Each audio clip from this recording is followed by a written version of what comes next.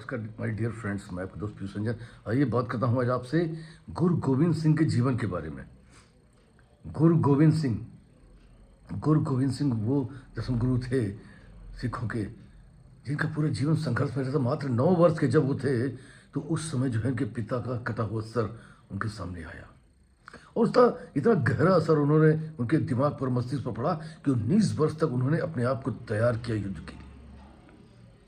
हर चीज़ सीखी, यहाँ तक कि कई भाषाओं का विज्ञान किया, जिसमें फारसी और संस्कृत भी थी। जैसे 19 वर्ष के हुए उसके बाद से वो कविताएं लिखना और कहानियाँ लिखना उन्होंने आरंभ कर दिया, अलग अलग विषयों पर, अलग उस पर। उनकी लोकप्रियता दिन पर दिन जो है बढ़ती जा रही थी और सनातन हिंदू रक्षक के रूप में वो स्थापित हो जा रहे थे।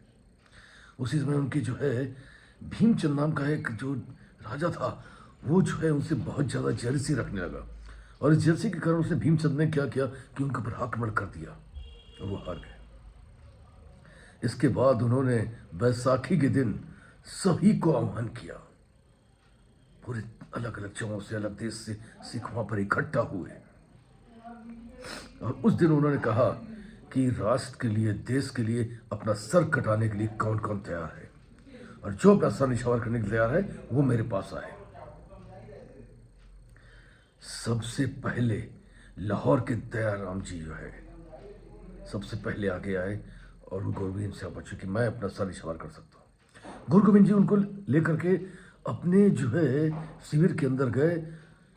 एक खचाक की आवाज़ आती है, एक चीख आती है और कुछ समय बाद गुरु गोविंद सिंह रक्त रंजित तलवार लेकर के बाहर आते हैं। फिर से आह्वान करते हैं कि और कोई ऐसा है जो अपना सर बलिदान कर सकता है। दूसरे बलिदानी के रूप में जो है धर्मदास जी हस्तिनापुर से वो सामने आए। फिर गुरु गोविंद को अंदर लेकर के जाते हैं और वहां पर फिर खचाक की आवाज आती है, चीख आती है और फिर से वो जो है रक्त रंजित तलवार लेकर के बाहर आते हैं। चारों तरफ सन्नाटा था, एक अलग दृश्य आप महसूस कर सकते हैं। 2 लोग बलिदान हो चुके थे। तीसरे बलिदान के रूप में द्वारका के मोकम चंद और दीदर के साहिब चंद्र, जगन्नाथ के हिकम, ये 3 योद्धा और तैयार हुए जिन्होंने अपने सर को बलिदान करने के लिए गोविंद सिंह जी के साथ अंदर गए। इन 5 के अंदर जाने के बाद जो है थोड़ी देर शिविर के अंदर रुकने के बाद गुरु गोविंद सिंह जब बाहर आते हैं तो ये 5 जो है केसरिया पगड़ी सर पर बांधे हुए और तेज के साथ, विश्वास के साथ, आत्मविश्वास के साथ बाहर निकलते हैं। तब लोगों को पता लगता है कि ये जो थे ये पंच प्यारे थे। ये गोविंद सिंह जी के वो पंच प्यारे थे जिनके ऊपर गोविंद सिंह जी अपना पूरा दांव लगा सकते थे या जिन पर पूरा भरोसा कर सकते थे।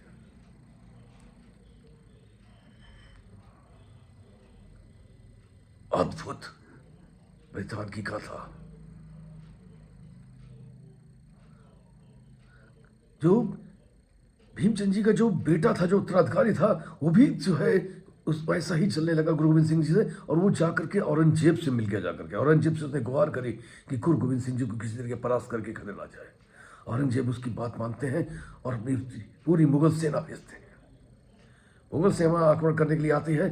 जैसे ही मुगल सेना आ रही होती, गुरु गोविंद सिंह की युद्ध व्यूह रचना करते हैं और उस व्यूह रचना में जो है वो कहते हैं कि हम इनसे खुले मैदान में नहीं लड़ेंगे क्योंकि वो संख्या में बहुत ज़्यादा है।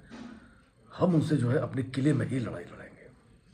और इस युद्ध से उन्होंने 6 टोलियां बनाई जिसमें 5 किले की चारों तरफ रक्षा कर रही थी। एक गुरु गोविंद जी के साथ थी। उस समय जो है पहले दिन का युद्ध उदय भांग और दया सिंह जी के नेतृत्व में संभाला गया और उस समय जो किले से निकल रही तोप के आग के गोले जो थे वो मुगल की सेना को नष्ट नाबूद कर रहे थे, उन्हें छिन्न भिन्न कर रहे थे। उन तोप के गोलों को रोकने का कहीं प्रयास किया मुगल सेना ने, लेकिन वो परास्त हो गए। अगले दिन के युद्ध में गुरु गोविंद सिंह स्वयं जो है उन्होंने मोर्चा संभाला। इस समय युद्ध हुआ। इस युद्ध में अपनी हार देख करके मुगल सैनिक जो है घबरा गए और फिर उन्होंने अपनी व्यूह रचना चेंज कर दी। उन्होंने कहा कि अब हम युद्ध नहीं करेंगे, इस किले को चारों तरफ से घेर लेंगे क्योंकि इनको जो आने वाला रसद पानी है वो अब रोका जा सके। और जब तक रसद और अन्य सामग्री जो इनके पास आ रही है वो नहीं रोकी गई तब तक इनसे हम युद्ध नहीं लड़ सकते। और कुछ दिन बाद तो रसद खत्म होगा ही होगा। रसद पर्याप्त मात्रा में किले में था, लेकिन उसके बाद भी कुछ समय में धीरे धीरे रसद समाप्त होने लगा और एक समय ऐसा आया कि वहां पे भूखमरी की स्थिति आने लगी। अब केवल एक ही निर्णय था कि निकले जाना। गुरु गोविंद सिंह जी जो है अपनी माता, अपनी गुरु माता के साथ, अपनी पत्नी और 2 बेटों के साथ निकले और सरसा नदी के किनारे पहुंचे ही थे कि वहां पर फिर अंग्रेज उनका पीछा करते हुए वहां पहुंच गए। गुरु गोविंद सिंह जब निकले थे उनके साथ 500 घुड़सवार थे, लेकिन वहां तक पहुंचते पहुंचते मात्र 40 रह गए थे। भीषण युद्ध हुआ नदी के किनारे और वहां पर अजीत सिंह और जुझार सिंह नाम के गुरु गोविंद सिंह के 2 पुत्रों को शहादत प्राप्त हुई, बलिदान हो गए वो।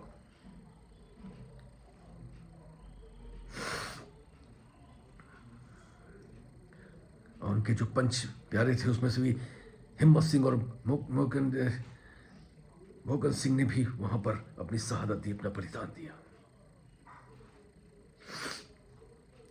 5 प्यारों में भी 2 लोग, जोरावर सिंह और फतेह सिंह जो है वहां पर गिरफ्तार हो गए, पकड़ लिए गए, मुगल सेना के शिकंजे में आ गए। उनको खबर मिली कि वो मुगल सेना को उन्होंने पकड़ लिया है, जो 8 साल और 6 साल के पुत्र थे। मुगल सेनापति ने उनसे कहा कि अगर तुम इस्लाम कबूल कर लोगे तो तुम्हें बख्श दिया जाएगा। नवजा छोटे से बच्चे जो 6 और 8 साल की उम्र के थे, उनके मुख से जो बात निकली थी वो हर बच्चे को समझनी चाहिए। उन्होंने कहा कि हम सनातनी हैं और इस्लाम अगर कबूल कर लेंगे तो क्या मौत नहीं आएगी? अगर मौत आनी है तो मेरे ही धर्म में आनी चाहिए। इतना सुनने के बाद ही जो है उन्होंने जिंदा उन दोनों बच्चों को, जोरावर सिंह और फतेह सिंह को, दीवार के अंदर चुनवा दिया।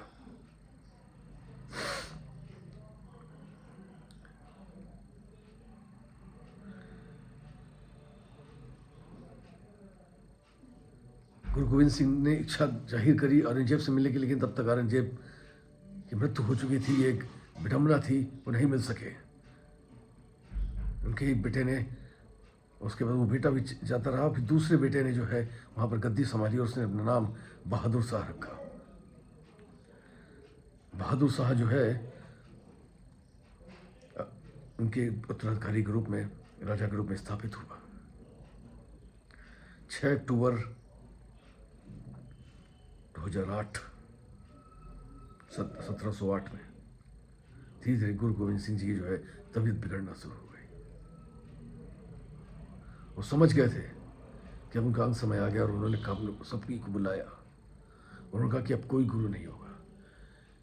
ये 10 गुरु की गाथा इस गुरु ग्रंथ साहिब में लिखी हुई है, इसी को हम अपना सब कुछ मान करके अपना पूरा जीवन यापन करेंगे।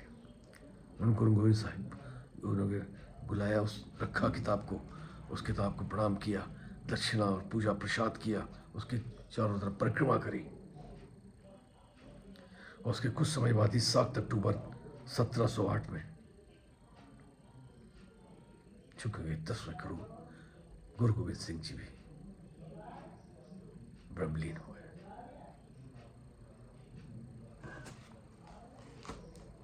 ये थी एक महान योद्धा की कहानी।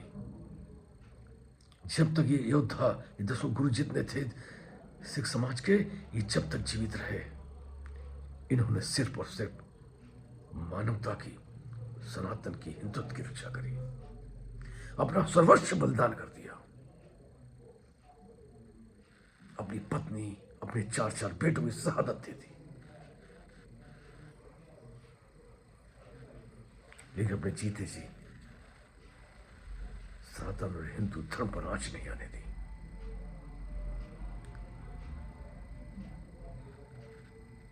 ऐसे ओजस्वी, तेजस्वी, पर पूजनीय गुरु गोविंद सिंह जी को मैं हृदय से प्रणाम करता हूं। और उनके 4 बालक जिन्होंने कम छोटी सी उम्र में ही अपना बलिदान दिया,